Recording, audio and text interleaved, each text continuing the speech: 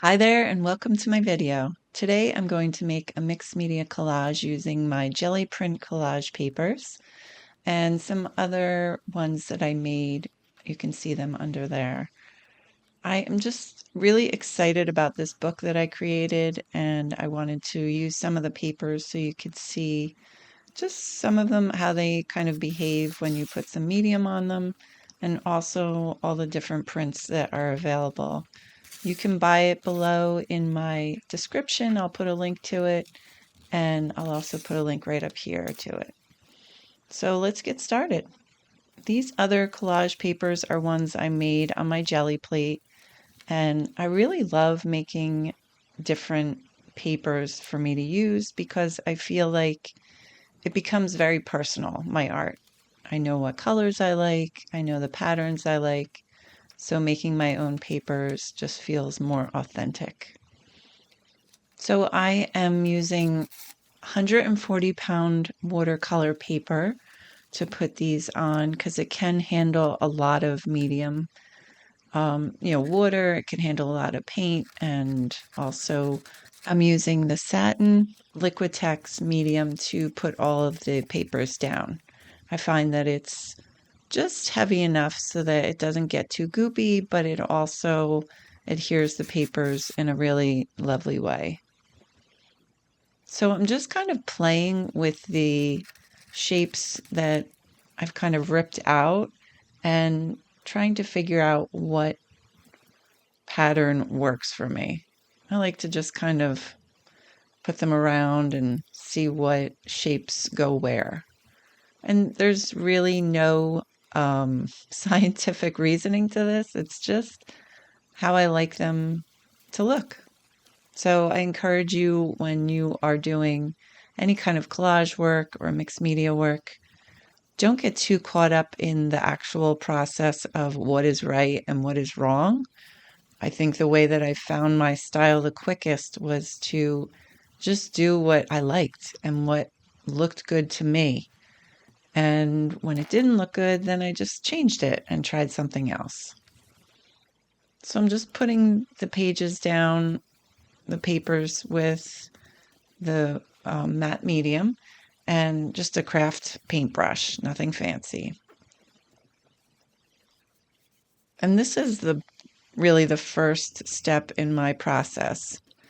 I think that it's really important that we all have a general process of creating art. It doesn't have to be cookie cutter every time, but I like to use my own framework of certain steps so that when I do get a little stuck or I feel a little unsure of what to do next, I know my process is a certain sequence of steps, and mine starts with putting papers down.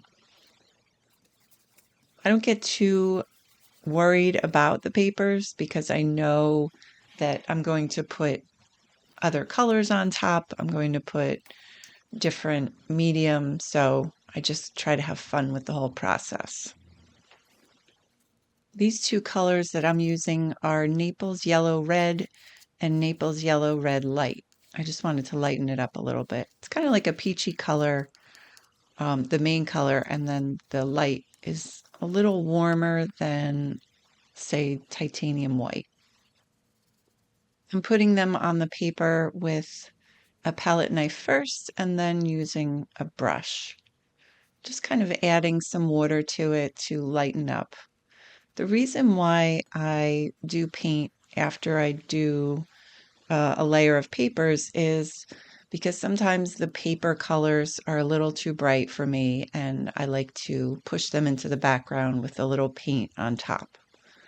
But again, everyone has their own style, their own method, so it's important that you figure out your own so that you can make art without worrying so much if you're doing it right. I think that we get caught up a lot in whether or not we're doing it right, and we don't think too much about whether what we like, whether what we're making is something we like. So I'm just drying it, and you can see it kind of dries differently. It has a little bit of a darker color. So this next color is an olive light green and blue gray.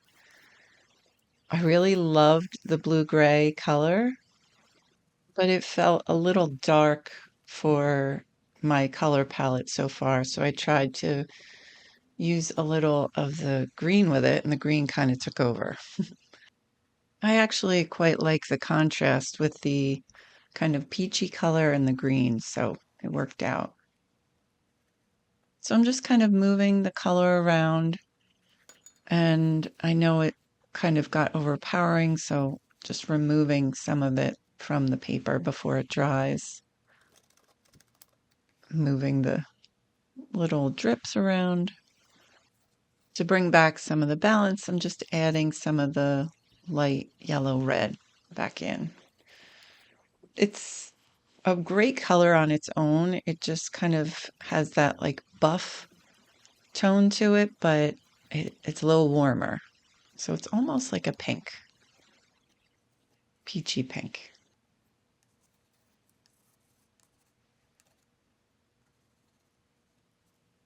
So just playing around and creating little spots because I know eventually I'm going to go in with my paint pens and just try to create some objects that give some interest to the background.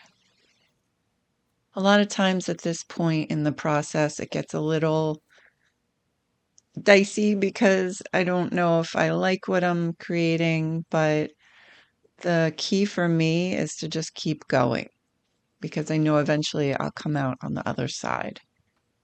That messy middle can kind of bring in some doubts, but I just keep going.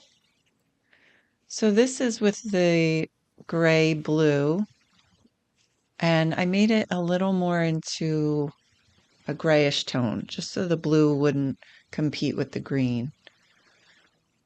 And I used the light yellow red to kind of contrast that, kind of lightened it up into a gray. One of the things I'm always fascinated with is I could use the same colors over and over. And when I combine them with other colors, I always get a different outcome. And it's just kind of one of the things that is so whimsical to me about creating art is that you could try to recreate things, but they're always just slightly different. And that's really what keeps me coming back and recreating is that there's always going to be something kind of magical happening, new and different each time.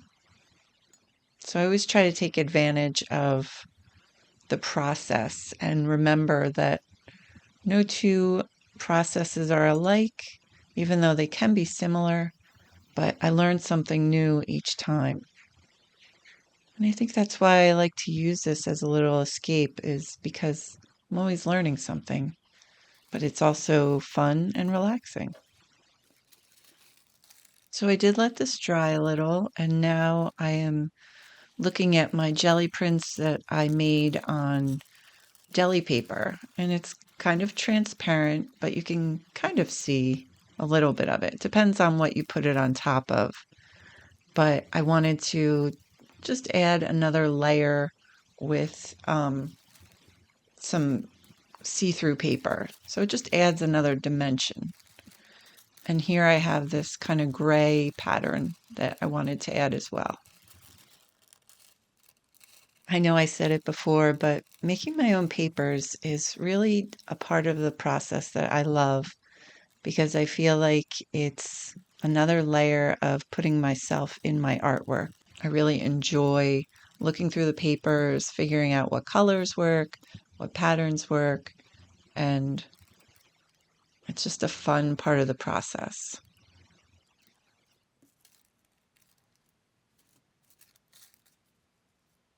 So again, I'm using the satin medium to put the papers down, and I don't really need much with the deli print, the deli paper, because it's really thin. But I do put a little on top of it, as I do on all my papers, just so that it could handle other media on top of it. It doesn't stay porous. Deli paper has a little bit of a waxy side to it, so I try to print on the more papery side, but it still is a little porous. Now, at this point of my process, I can kind of see how it's starting to come together, but it takes time to get to that point where I'm like, oh, okay, I think I like this now. And I think one of the tenets that we always forget as an artist is that we have to make a lot of bad art to make some good art. So I always try to remember that when I'm in the thick of the middle phase that I don't like. This is a stencil I made in my last video. I'll put a link to it right here. I don't have a Cricut, so I really wanted to make some kind of stencils for fodder that I tend to draw a lot, and this is one of them. And I'm just using a makeup sponge to apply the paint. I ran out of my fingered daubers, so I was just kind of improvising with what I had, and it turned out to work pretty well. So I just wanted to go back in and kind of make it a little darker and try to make the lines a little crisper, which sometimes works, sometimes doesn't, but I tend to like the kind of quirky look anyway, so I wasn't too worried about making it perfect. This color is the fluorescent pink with just a touch of that light yellow red to take the edge off of the wildness of it. And this is an acrylic pen I recently got. It is the Deco Color brand. I do like it. It has a very fine tip, which is really nice for details. And then I switched it up and started using this jelly pen. I wanted to see which one worked better. I would say they were similar. One wasn't necessarily better than the other. I found that the paint kind of flowed a little better from the Deco Color pen, but they were both pretty good. So I'm just adding my end favorite little accents and drawing in some shapes and patterns just to bring a little more interest to the background. It's one of my favorite things to do at the end. And this is really where my personal style comes through in the end, is these little marks. I do keep a little record of marks that I like that I see. I keep it in a Notion file so that when I feel like I need a little inspiration, I just kind of see what interests me and what maybe I can incorporate into my own work and make it more my style. I felt like I wanted to add a little more lightness to the borders. So this is another one of the stencils that I created. I just used a paper hole punch, and it really kind of made this nice pattern of circles. Really easy to use, and that's Mylar, that material. So it is kind of thick, and you can reuse it over and over. But again, just using a makeup sponge and just pushing the paint through. So here we are with all the little details. You can see all the pen work up close and the pretty bright pink flower, or leaves, I guess I should say. But I really love how this came out. It was so much fun to make. Thank you so much for following along. And if you enjoyed this video, there will be another one just like it right here. And I hope to see you again soon.